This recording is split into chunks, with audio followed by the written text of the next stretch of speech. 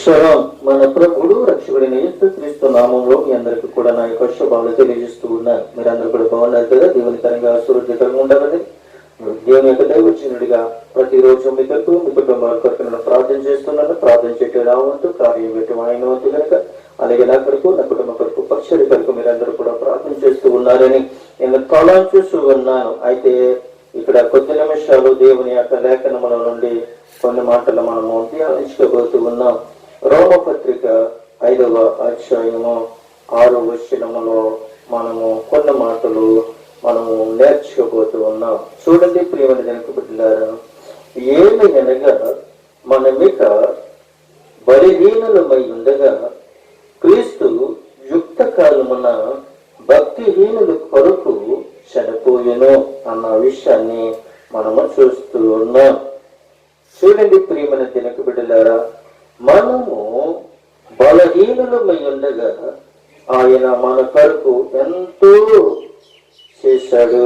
కాబట్టి దేవుని ప్రేమ తప్పగా మన కుటుంబములను మనం నిశ్చయించుకోవచ్చు. అయితే మనం భక్తిహీనులము, ఇకను పాపములను ఆయనకు శత్రువులము.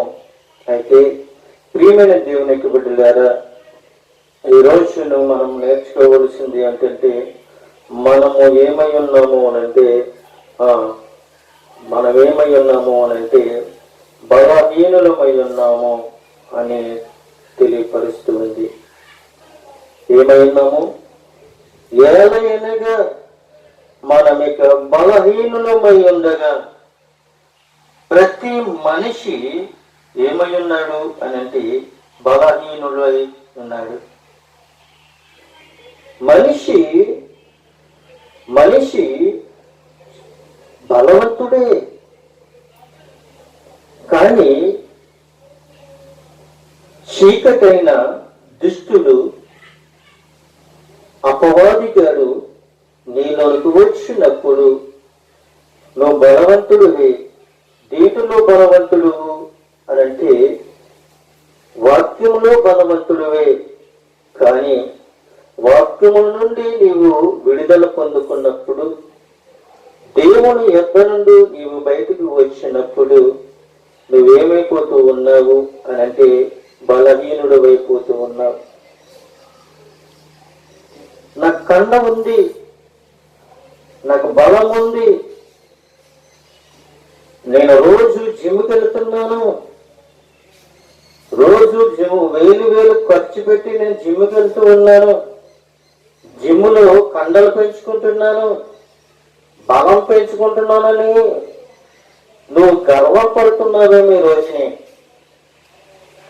ఈ లోకంలో నువ్వు కండలు పెంచుకోవచ్చు, డబ్బులు ఖర్చు పెట్టి జిమ్కి వెళ్ళి ఈ బాడీ పెంచుకోవచ్చు, అన్నీ పెంచుకోవచ్చేమో, కానీ ఆత్మీయమైన దేవుని యొక్క శక్తి నీవు పొందుకోలేవు. ప్రతి మనుషుడు కూడా బలహీనుడే. ఎందుకనంటే ఆ వ్యక్తి ఎందుకు బలహీనుడు అనంటే డబ్బులో బలం అనుకుంటాడు, కానీ డబ్బే వాణ్ణి నాశనం చేస్తుంది. ఆస్తులు చూసుకుని నేను కోటేశ్వరుడిని అని నువ్వు బలం చూపిస్తావు. ఆ ఆస్తులన్నీ తరిగిపోయిన తర్వాత నువ్వు బలహీనుడివే. ఒక విషయం చెప్తాను చూడండి ప్రియమందరికి బిడ్డలారా. ఒక స్త్రీ దగ్గరగా 12 సంవత్సరాలతో చాలా బాధపడుతూ ఉంది. 12 సంవత్సరాలు, 1 సంవత్సరం కాదు, 2 సంవత్సరాలు కాదు, 12 సంవత్సరాల మధ్య చాలా బాధపడుతూ ఉంది. చాలా బలహీన పడిపోయింది. కానీ చాలా డబ్బు ఖర్చు పెట్టింది, చాలా హాస్పిటల్ తిరిగింది, ఎన్నెన్నో వైద్యాలు చేయించుకుంది, అంతా అయిపోయింది, డబ్బు అయిపోయింది, వెనకానికి ఏమీ లేదు. ఆమె ఇంకా ఖర్చు పెట్టే స్తోమత ఆమెకి లేకుండా పోయింది. కానీ శరీరం అయితే బలహీనమైపోయింది. ఆమెలో రక్తము లేదు, రక్తమే ప్రాణము గనక. అలాగా ఆమె ఒక్కరోజు కాదు, 2 రోజులు కాదు, ప్రేమలకు పెట్టారు 12 సంవత్సరాలు పట్టించి ఆ బాధ పడుతూనే ఉంది. ఎవరికి చెప్పుకోవాలో తెలియని పరిస్థితి. కానీ హాస్పిటల్కి తిరిగింది, ఎన్నో డబ్బులు ఖర్చు పెట్టింది. ఖర్చు పెట్టుకునే స్తోమత లేదు, అలసిపోయింది. ప్రియమందులకు పెట్టారా, అలసిపోయింది. కానీ ఒక ఆలోచన వచ్చింది. ఏంటి ఆలోచన అంటే, ఒక వ్యక్తి దగ్గరికి వెళితే నేను రక్షింపబడతాను, ఒక వ్యక్తిని నేను నా హృదయంలోనికి ఆహ్వానిస్తే నాలో ఉన్న బాధ నివారణమవుతుంది, బాధ తగ్గుతుంది అని ఒక తీర్మానం తీసుకుంది. ఆ ప్రాంతానికి యేసయ్య వచ్చాడు. ఆ ప్రాంతానికి నా యేసయ్య వచ్చాడు, రానయ్య వచ్చాడు. ఆ జనసమూహములో ఆయన వెళుతూ ఉన్నాడు.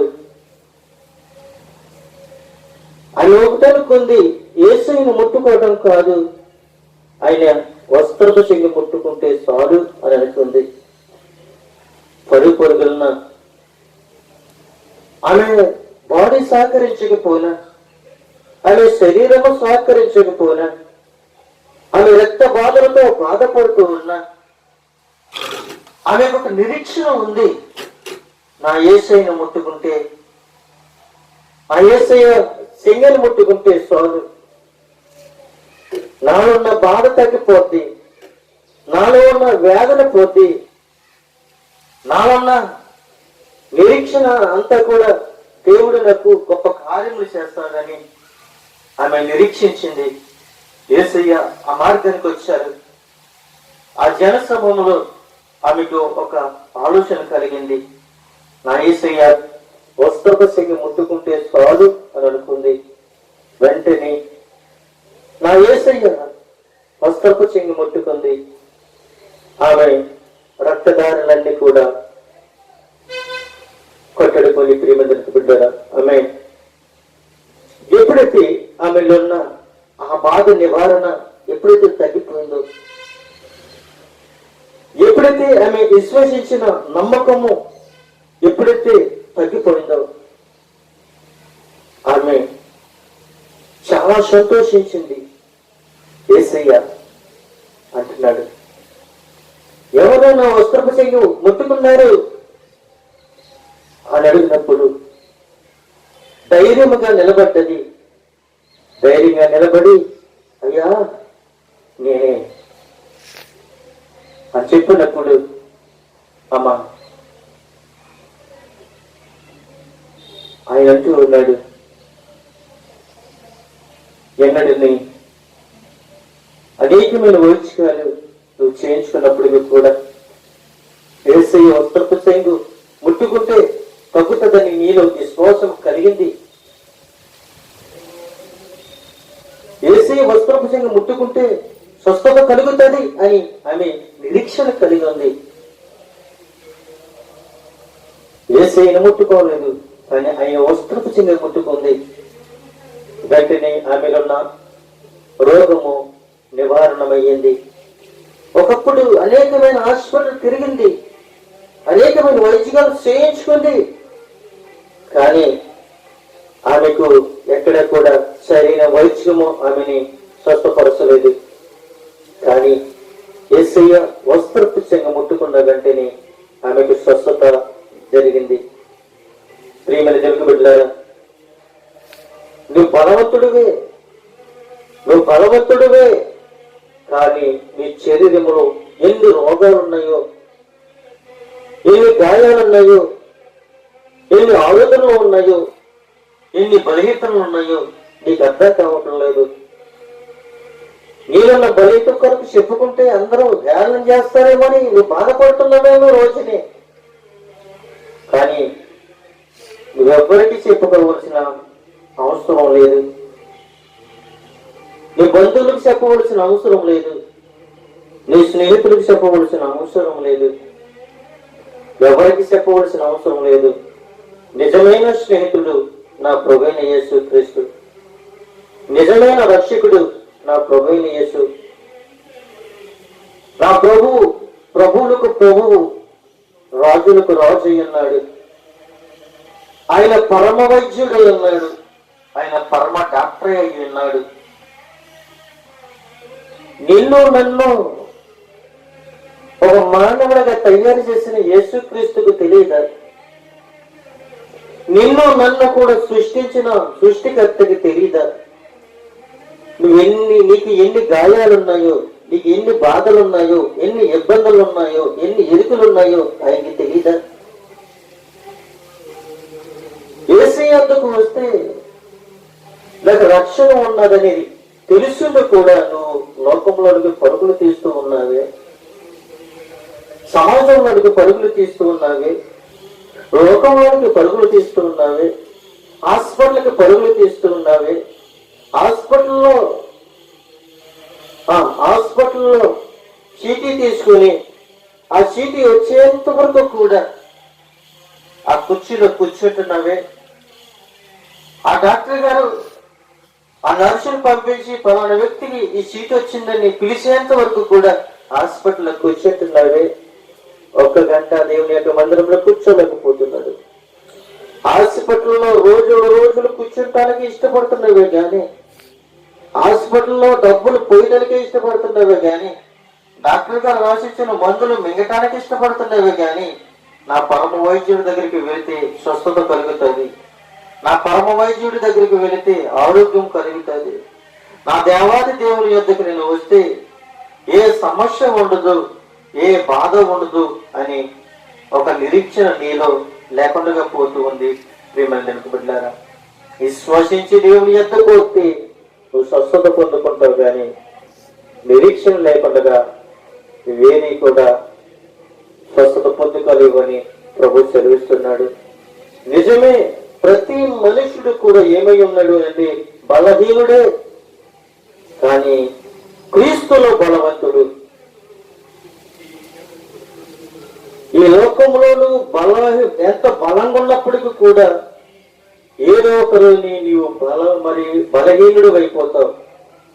కానీ క్రీస్తులో ఉన్న నీవును, క్రీస్తులో కడగబడ్డ నీవును, క్రీస్తు నిబంధన కింద ఉన్న నీవును నీకెన్నటికి కూడా అనారోగ్యం అనేది ఉండదు, బలహీనుడు ఉండవు. ఎందుకనంటే క్రీస్తు యుక్త కాలమున బలహీనుల కొరకు ఆయన ఏమై ఉన్నాడు అంటే ఆయన చనిపోయాడు. ఆయన మనల కొరకు, మన బలహీనతల కొరకు ఆయన చనిపోయాడు. ఈ బలహీనతలో మనం ఏం చేస్తామో తెలుసా? దేవుడు లేడు, ఆ దేవుని దూషిస్తూ ఉంటాం. బాధ వచ్చినప్పుడు ఎవడంటే నన్ను ఆదుకున్నాడు, నాకు ఆకలేసినప్పుడు ఎవడంటే అన్నం పెట్టాడు, నాకు బట్టలు అయినప్పుడు ఎవడంటే బట్టలు ఇచ్చాడు, ఎవడైనా నాకు భోజనం పెట్టాడు, ఎవడనండి నన్ను ఆదుకున్నాడు, అనారోగ్యంగా ఉన్నప్పుడు ఎవడని నన్ను వచ్చి ఆదుకున్నాడు. వీటిల కొరకే ఆలోచిస్తున్నవే గాని క్రీస్తు యొద్దకు వస్తే క్రీస్తే నిన్ను ఆదుకుంటాడనే ఆలోచన నీ లేకపోయింది.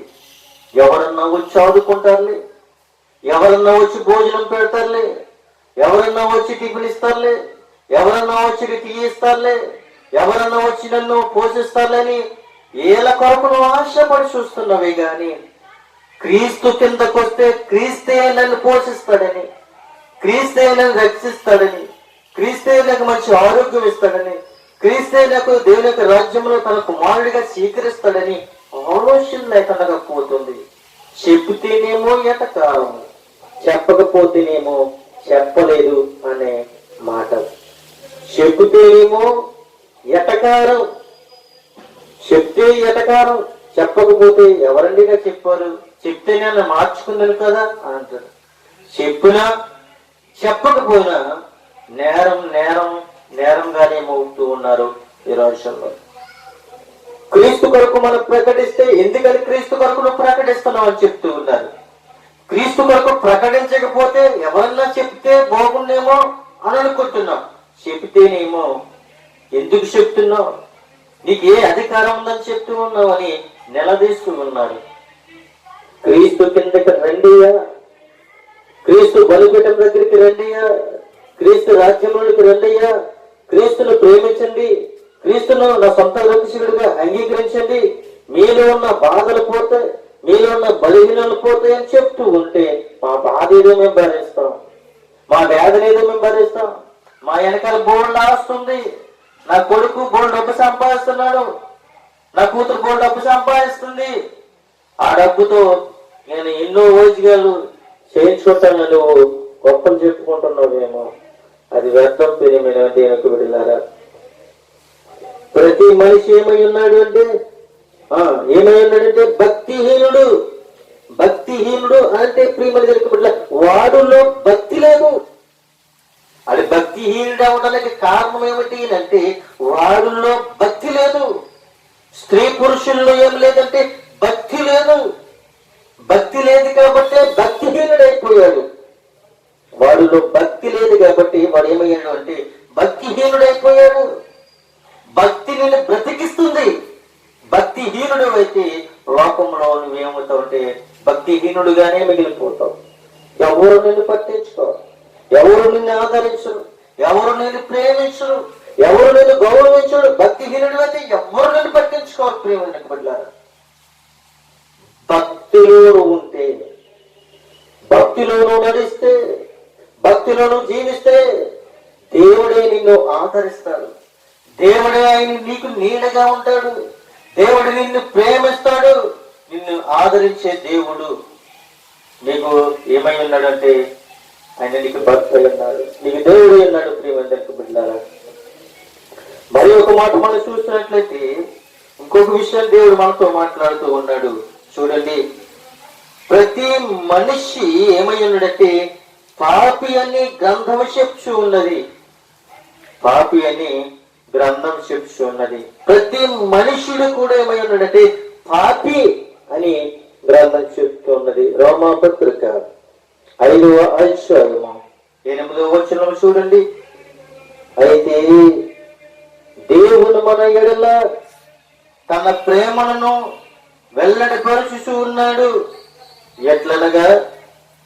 ఎట్లనగా మనమికను పాపులమై ఉండగానే క్రీస్తు మన కొరకు చనిపోయెను.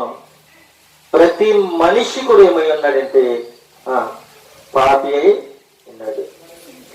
నువ్వు వెనుకోవచ్చు ప్రియమందులకు బిడ్డలారా, నేనే పాపం చేశాను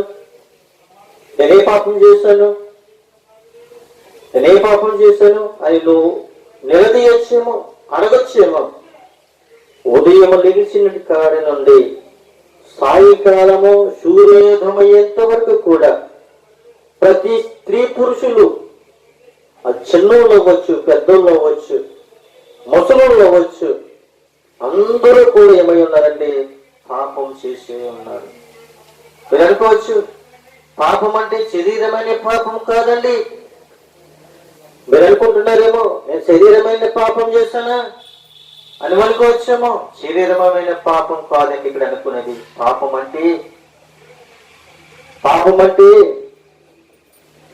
నోటుతో చేయొచ్చు, కళ్ళతో చేయొచ్చు, చేతులతో చేయొచ్చు, కాళ్ళతో చేయొచ్చు, ఆలోచనతో చేయొచ్చు. ఏ విధమైన నోటి యొక్క దుర్భాషల ద్వారా పాపం చేయొచ్చు. ప్రేమ దొరకబడ్డారా? పాపం అంటే శరీరంతో చేసిన పాపం కాదండి. ప్రతి ఒక్క మనుషుడిలో నుంచి వచ్చిన ప్రతి అపవిత్రమైన మాటలన్నీ కూడా అవి పాపమే. అది ఏమై ఉన్నదంటే మనమికను పాపులమై ఉండగానే క్రీస్తు మన కొరకు చనిపోయాను. ఆయన మన పాపముల కొరకే చనిపోయాడండి. పుట్టిన మొదలుకొని వృద్ధాపం వచ్చేంత వరకు కూడా ప్రతి ఒక్క స్త్రీ పురుషులందరూ కూడా సృష్టిలో సృష్టింపబడిన ప్రతి ఒక్కరు కూడా పాపంలో పుడుతూ పాపంలో పెరుగుతూ పాపంలోనే జీవిస్తూ ఉన్నారు. కానీ నీతిగా, యథార్థంగా, నాయకంగా, నమ్మకముగా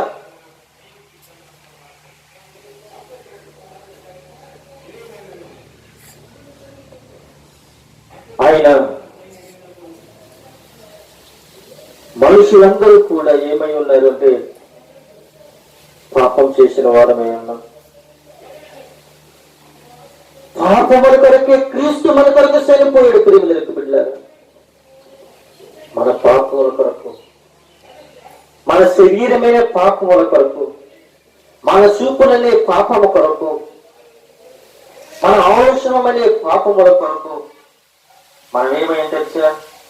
మన పాపంలో పుడుతూ పాపంలో పెరుగుతూ పాపంలో జీవిస్తూ ఉన్నాం. కాబట్టి మనం ఏమై ఉన్నామంటే పాపులమై ఉన్నాం.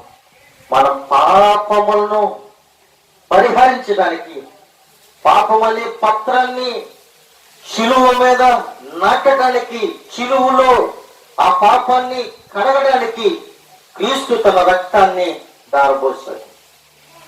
క్రీస్తు తన రక్తాన్ని దారబోసాడు. ప్రియమందరికి బిడ్డలారా, రెండు విషయాలు చూస్తాం. ఒకటి, ప్రతి మనుష్యుడు కూడా బలహీనుడే. ప్రతి మనుష్యుడు కూడా పాపమని గ్రంథం చెప్తూ ఉంది. మూడో విషయాన్ని మనం జ్ఞాపకం చేసుకుంటూ ఉన్నాం. ప్రతి మనుష్యుడు కూడా దేవునికి శత్రువులమై ఉన్నాం. చూడండి, అదే రోమాపత్రిక 5వ అధ్యాయము 10వ వచనంలో మనం చూసినట్లయితే, ఏలయనగా శత్రువులమై ఉండగా ఆయన కుమారుని మరణము ద్వారా మన దేవునితో సమాధానపరచబడిన ఎడల సమాధానపరచబడిన వారమై ఆయన జీవించుట చేత నిశ్చయముగా, చూడండి ప్రియమందరికి బిడ్డలారా, నిశ్చయముగా రక్షింపబడుదుము అంటూ ఈ లేఖనంలో మనకి తెలియపరుస్తూ ఉన్నాడు.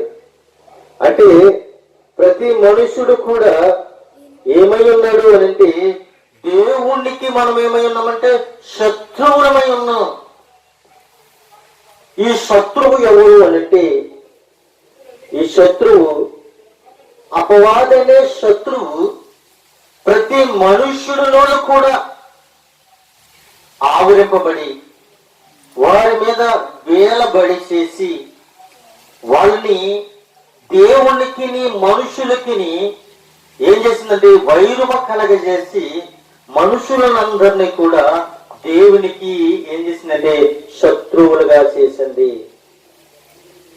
దేవుడు నిన్ను నన్ను ప్రేమించడానికి ఈ లోకానికి వస్తే మనం ఏం చేస్తున్నామంటే శత్రువు మన మీద వేలుబడి చేసి మనల్ని దేవుని వైపుకి వెళ్ళకుండా దేవునికి మనకి శత్రువులుగా తయారు చేస్తుంది ఈ సాతాను. చీకటిలో నడిపిస్తుంది ఈ శత్రువు, ఊపిలో నడిపిస్తుంది శత్రువు, శరీరం మీద శత్రువుగా వేలబడి చేస్తుంది ఈ శత్రువు. మనమేమై ఉన్నామంటే శత్రువులమై ఉన్నాం. ప్రతి మానవాళి యొక్క హృదయం ఏముందంటే చీకటి అనే శత్రువు ఉన్నాడు, అబద్ధమనే శత్రువు ఉన్నాడు, పాపం చేయమనే శత్రువు ఉన్నాడు.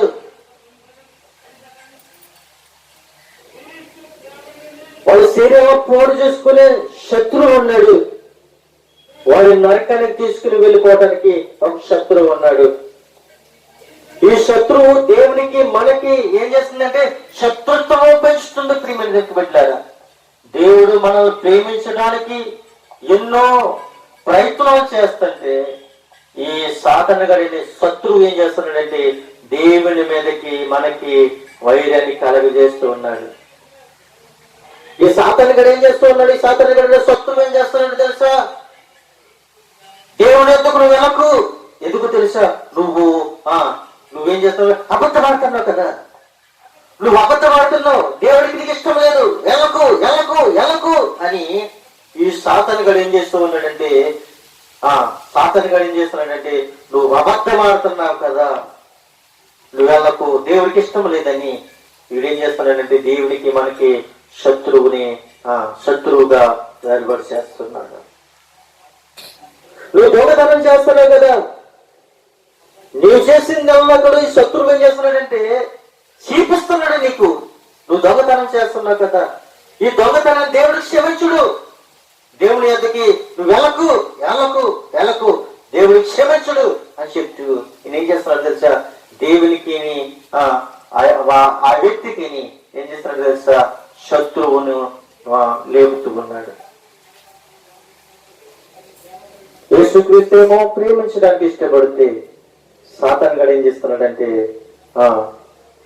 వాడు మన మీద పెత్తనాన్ని చెలాయించి మనలో ఉన్న వ్యత్యాసాలన్నీ కూడా మనకి చూపిస్తూ ఉన్నాడు. నువ్వు అబద్ధం ఆడతావు కదా, నువ్వు దొంగతనం చేస్తావు కదా, నువ్వు పాపం చేస్తావు కదా, ఈ దేవుడు క్షమించుడు, కానీ నేనే క్షమిస్తాను. నా యొక్క లక్షణాలు నీకున్నాయి, నా నడవడికలు నీకున్నాయి, నా ఆలోచనలన్నీ నీకున్నాయి, నువ్వు దేవుడి యొద్దకు వెళ్ళకు, నువ్వు నా దగ్గరే ఉండని ఈ శత్రువైన సాతాను నీ మీద వేలుబడి చేస్తూ ఉంది. నీకున్న లక్షణాలు, వాడికున్న లక్షణాలన్నీ కూడా నీకు వేలెత్తి చూపిస్తున్నాయి. దేవుని యొద్దకు వెళ్ళకని అదేం చేస్తూ ఉందంటే నీ మీద వేలుబడి చేస్తూ ఉంది.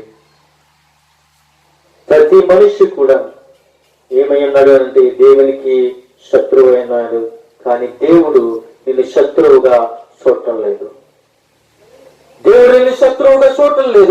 దేవుడు తన కుమారుడిగా నేను స్వీకరిస్తున్నాడు. దేవుడు తన కుమార్తెగా నేను స్వీకరిస్తున్నాడు, నేను ఆహ్వానిస్తున్నాడు, నేను ప్రేమిస్తున్నాడు. ప్రియమైన దేవుని బిడ్డలారా, మరి ఒక మాట మనం చూస్తున్నట్లయితే అక్కడ ఇంకొక విషయం మనకి కనబడుతూ ఉంది. ప్రియమైన దేవుని యొక్క బిడ్డలారా, చూడండి,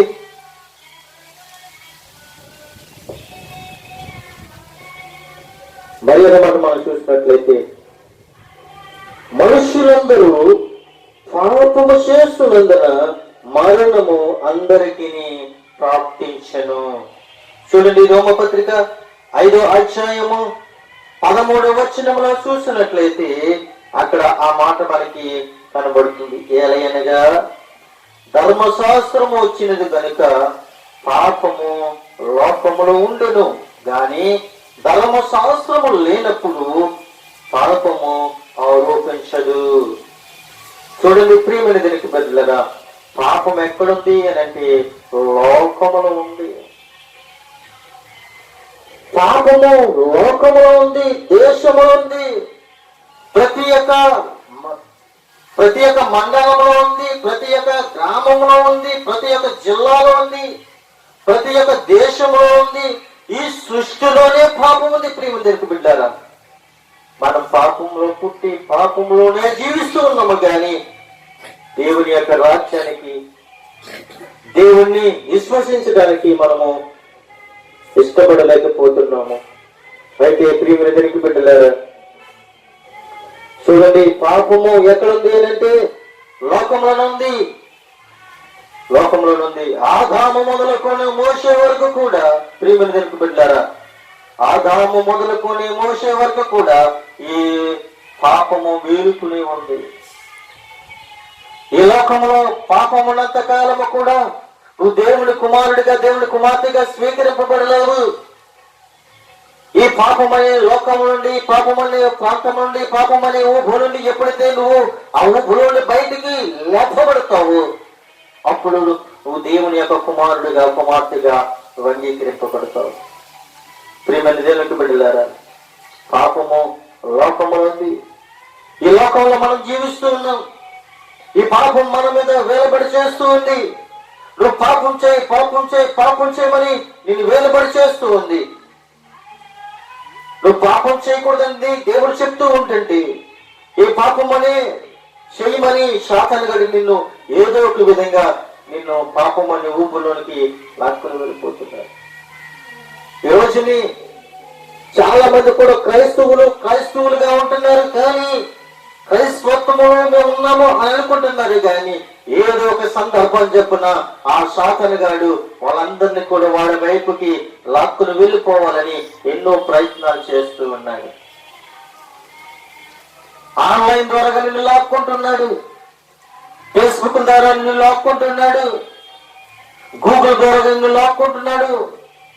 దేవుడు తన స్వరక్త వచ్చి సంపాదించుకుంటే సాతానుగాడు లోకములో ఉన్నవన్నీ కూడా వాడుకుని, ఈ యొక్క టెక్నాలజీ అంతా కూడా వాడుకుని వాడు వైపుకి లాక్కోవడానికి ఎన్నో టెక్నాలజీలు వాడుకుంటూ ఉన్నాడు, ఎన్నో ప్రయత్నాలు చేస్తూ ఉన్నాడు.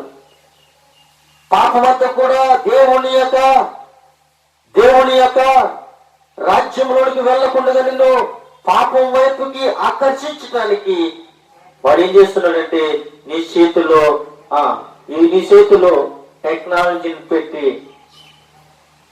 టెక్నాలజీని పెట్టి నిన్ను వాడుకుంటూ ఉన్నాడు. ఇదిగో ఈ ఫోన్ దొరకనువు ఏం చేస్తావో తెలుసా, వాడుకో. ఇవన్నీ కూడా నా లక్షణాలే, ఫోన్లో ఉన్నన్నీ కూడా సాతానుగాడి యొక్క లక్షణాలు. ప్రియమైన దేవుని బిడ్డలారా, దేవుని నీకు ఇచ్చిన అర్హతలను బట్టి దేవుడు నీకు మొబైల్ ఇచ్చాడు అనుకోండి, ప్రతిరోజు కూడా దేవుని యొక్క వాక్యాన్ని వినటానికి ఉపయోగించండి, కానీ సాతానుగాడి యొక్క లక్షణాలు నీలో రావడానికి ఉపయోగించండి. ప్రియమైన దేవుని బిడ్డలారా, సాతానుగాడి నిన్ను లాక్కోవడానికి ఎన్నో ప్రయత్నాలు చేస్తూ ఉన్నాడు, నరకాగ్నిలో పడవేయటానికి ఎన్నో ప్రయత్నాలు చేస్తున్నాడు. దేవునికి మనకి వైరం కలగజేస్తూ ఉన్నాడు, దేవునికి మనకి విరుద్ధం కలగజేస్తున్నాడు. నువ్వెన్నో ప్రార్థన చేస్తున్నా కదా, నీ బ్రతికెందుకైంది ఇలాగైపోయింది, దేవుణ్ణి అడుగు. ఎన్నో ప్రార్థన చేస్తున్నావు కదా, ఎన్నో ఉపవాసాలు ఉంటున్నావు కదా, ఎందుకని రోగం వచ్చిందని దేవుణ్ణి అడుగు. ఎన్నో ప్రార్థన చేస్తున్నావు, ఎన్నో ఉపవాసాలు ఉంటున్నావు, ఎన్నో కానుకలు వేస్తున్నావు కదా, ఎందుకని అనారోగ్యం వచ్చిందని అడుగు. సాతానుగాడు దేవుణ్ణి శోధించమని అడుగుతూ ఉన్నాడు, కానీ శోధనలు జయించిన వాడు ధన్యుడు. ఇరుకులు ఇబ్బందుల నుంచి తప్పించేవాడు దేవుడే, కానీ ఇరుకులో పెట్టేవాడు సాతానుగాడైతే ఇరుకు నుండి నేను తప్పించేవాడు దేవుడై ఉన్నాడు. నిన్ను కని పెంచి పెరిగదీసి పోషించిన తల్లిదండ్రుల కంటే నా రాజ్యం నుండి లోకానికి నిన్ను నా పని నిమిత్తం ఈ లోకానికి నిన్ను పంపించి ఉన్నాను, నా పనిని నువ్వు చేస్తావా అని దేవుడు నిన్ను అడుగుతూ ఉంటే ఈ లోకంలో బ్రతికినంత కాలము తిరుగుతూ తాగుతూ సంతోషిస్తూ ఆనందిస్తానని చెప్తూ ఉన్నవి, కానీ దేవుని యొక్క పని చేయటానికి నీకు ఇష్టం లేకుండా పోతుంది. అందుకే లోకములో ఏమున్నది అంటే పాపమున్నదని ప్రభు చదివిస్తూ ఉన్నాడు. మరి ఒక విషయం మనం చూసినట్లయితే ప్రియమైన దేవుని బిడ్డలారా, అక్కడికి ఒక విషయాన్ని దేవుడు మనతో మాట్లాడుతున్నాడు. యేసు మరణము పునరుత్థానము యొక్క సాదృశ్యమందు ఆయనతో ఐక్యము గలవారమై ఎందుము అని రోమా పత్రిక 6వ అధ్యాయము 5వ వచనములో ఆయన మనకు తెలియపరుస్తున్నాడు. చూడండి ప్రియమైన బిడ్డలారా, మరియు ఆయన మరణముని యొక్క సాదృశ్యమందు ఆయనతో ఐక్యము గలవారమై ఎడల ఆయన పునరుత్థానముని యొక్క సాదృశ్యమందు ఆయనతో ఐక్యము గలవారమై ఎందుము అని ప్రభు సెలవిస్తూ ఉన్నాడు. ఈ రోజుని దేవునితో మనం ఏమై ఉండాలి అంటే ఐక్యము గలవారమై ఉండాలి. మనము ఐక్యము గలవారమై ఉండాలి. మనము ఐక్యము గలవారమై ఉండాలి అంటే మనలో ఏమో ఉండకూడదంటే లోకములో ఉన్నవన్నీ కూడా మనలో ఉండకూడదు.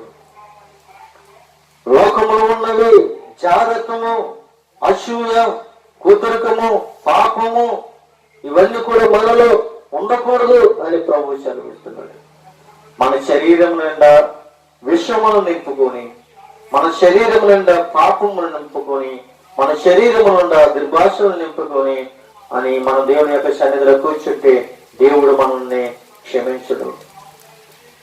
దేవుడు క్షమించే గుణము ఉంది, దేవుడు చెప్పింది చెప్పినట్టుగా నువ్వు ఆశ్రయించినట్లయితే, నువ్వు మానవేస్తున్నట్లయితే దేవుడు నిన్ను క్షమిస్తాడు. కానీ నీ నోటి నుండా పాపం పెట్టుకొని, నీ నోటి నుండగా విషం పెట్టుకొని నువ్వు లోకంలో జీవిస్తే దేవుడు నిన్ను క్షమించడని ప్రభు సెలవిస్తున్నాడు. దేవుడు అంటున్నాడు, నాతో మీరు ఐక్యము కలవారై ఉండండి, ఐక్యము కలిగి మీరు ఉండండి అని ప్రభు సెలవిస్తున్నాడు. దేవుడు నీతో నాతో కూడా స్నేహము చేయటానికి ఇష్టపడుతూ ఉన్నాడు, స్నేహ బంధాన్ని చేయటానికి ఇష్టపడుతున్నాడు, ఐక్యం చేయడానికి ఇష్టపడుతున్నాడు, నా కుమారుడిని పిలవడానికి ఇష్టపడుతున్నాడు, నా కుమార్తె అని పిలవడానికి ఇష్టపడుతున్నాడు. నువ్వు పాపం చేయొద్దని ఆయన ఖచ్చితంగా చెప్తున్నాడు, నువ్వు అబద్ధం ఆడొద్దని ఖచ్చితంగా చెప్తూ ఉన్నాడు, నువ్వు దుర్భాషలు మాట్లాడొద్దని ఆయన ఖచ్చితంగా చెప్తున్నాడు. ఒకరికి ఆపదుంటే నువ్వు ఆదుకోమని, ఒకరికి ప్రార్థన చేయమని దేవుడు చెప్తూ ఉన్నాడు. కానీ నువ్వేం చేస్తున్నావో తెలుసా? లోకంలో ఉన్నవన్నీ కూడా పాపమని పరిహారమైన పత్రాలన్నీ కూడా నీ హృదయంలో పెట్టుకొని నువ్వేం చేస్తున్నావంటే దేవునికి దూరం అయిపోతూ ఉన్నావు, దేవునికి దూరం అయిపోతూ ఉన్నావు. దేవుడు నిన్ను ఇంకా ఏం చేస్తున్నాడంటే ప్రేమించడానికి ఇష్టపడుతున్నాడు, దేవుడు నిన్ను ఆయన దగ్గరికి లాక్కోవడానికి ఇష్టపడుతున్నాడు. కానీ ఆయనతో ఐక్యమత్యంగా ఉండటానికి నీకు ఇష్టం లేకుండా జీవిస్తూ ఉన్నావని ప్రభు సెలవిస్తూ ఉన్నాడు. చూడండి ప్రియమంతునికి బిడ్డారా, మరి యొక్క మాట మనం చూసుకుని నేను ముగించడానికి ఇష్టపడుతూ ఉన్నాను. చూడండి, మనము పాపములకు దాసులమై ఉన్నామని మరి రోమపత్రిక 6వ అధ్యాయము 6వ వచనంలో మాట్లాడుతూ ఉన్నాడు. ఏమనగా మనమికను పాపమునకు దాసులము కాకున్నటకు పాప శరీరము నిరర్ధకమగునట్లు మన ప్రాచీన స్వభావము ఆయనతో కూడా సిలువ వేయబడినని ఎరుగుదము. ఏమైనామంటే మన ప్రాచీన స్వభావము అనగా మన ప్రాచీన స్వభావం ఎవడంటే సాతాను గారు. సాతాను గారు ఏమై ఉన్నాడంటే ప్రాచీన స్వభావము. ఈ ప్రాచీన స్వభావము ఆయన ఏం చేస్తాడంటే ఆయనతో కూడా సిలువ వేశాడు. మన వెనకమా మన పాపముల కొరకు, మన దోషముల కొరకు, మన అపవిత్రుల కొరకు, మనం చేస్తున్న అబద్ధాల కొరకు, మన దేశంలో మరి పనికిరని ఆరోపణల కొరకు ఏం చేస్తున్నాము అంటే ఆయన సిలువలో ఏం చేస్తాడంటే ఆయన సిలువలో అవన్నీ కూడా తీసివేస్తాడు. యేసుతో కూడా సిలువ వేయబడ్డావి.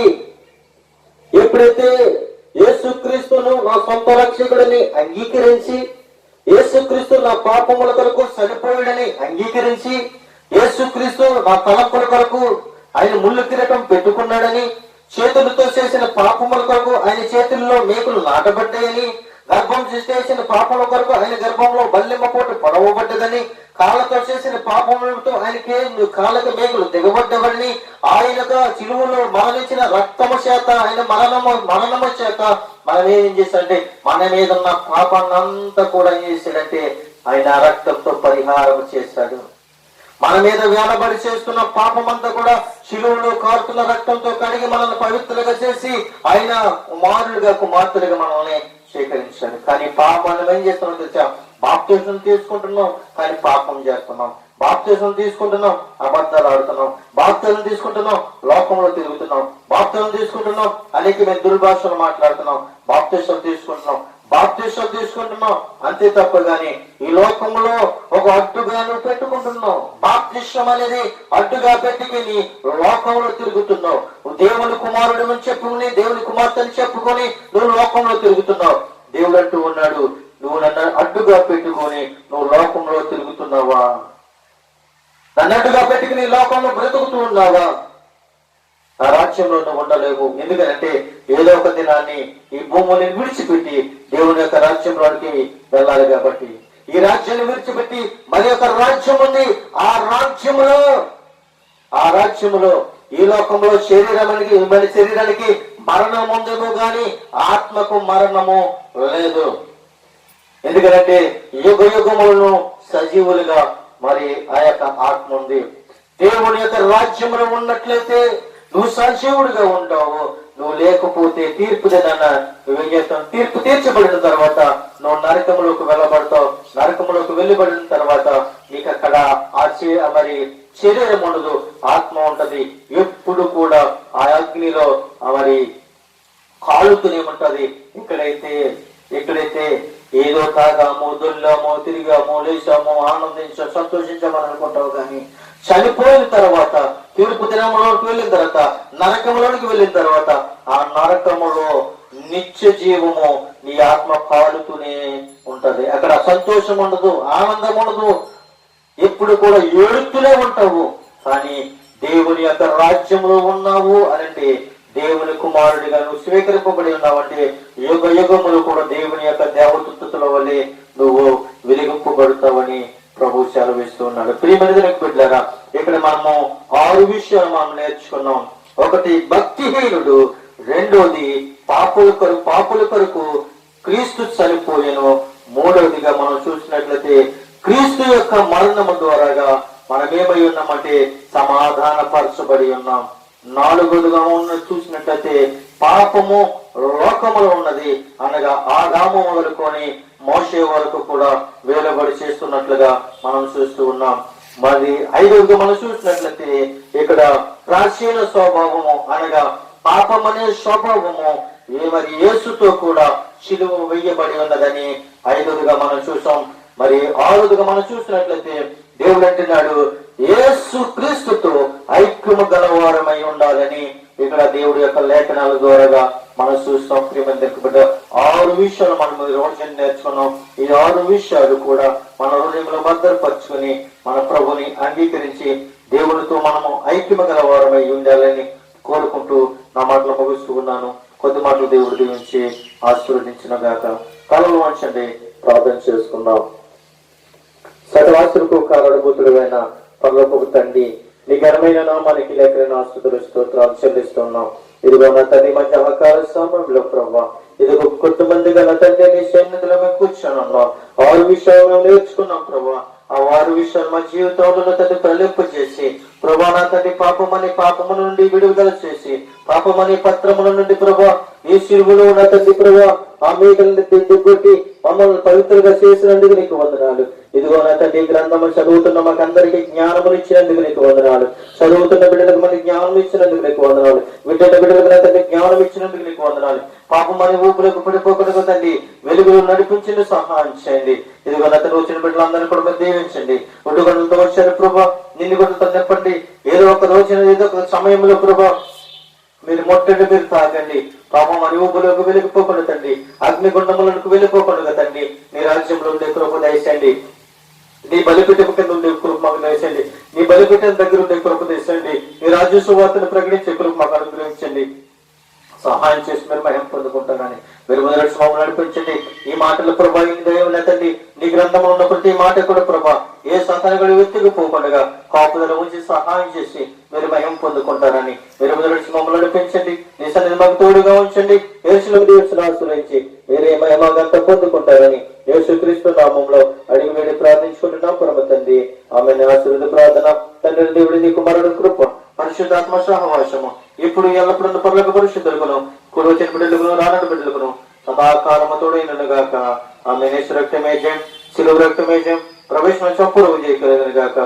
ఆమె ఆమె ఆమె అందరికీ వందనాలు.